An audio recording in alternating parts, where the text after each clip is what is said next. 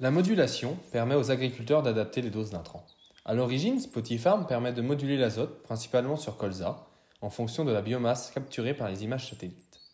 Par exemple, si une zone a un sol plus riche, elle peut nécessiter moins d'engrais que des zones plus faibles.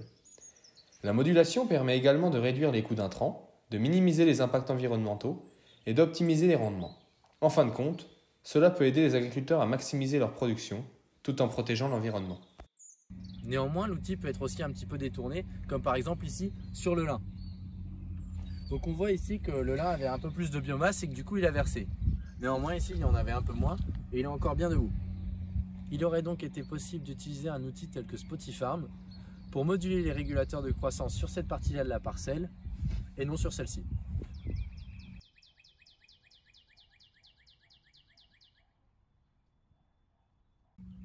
Cela permet donc d'optimiser ses coûts de production et également de réduire son impact écologique.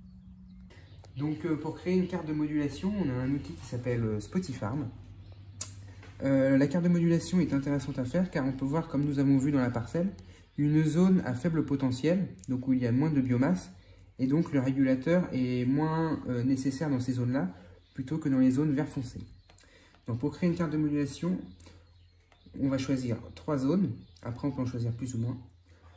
Je mets 100 litres hectares en zone moyenne, et je mets plus ou moins 20%, donc 80 litres ou 120 litres.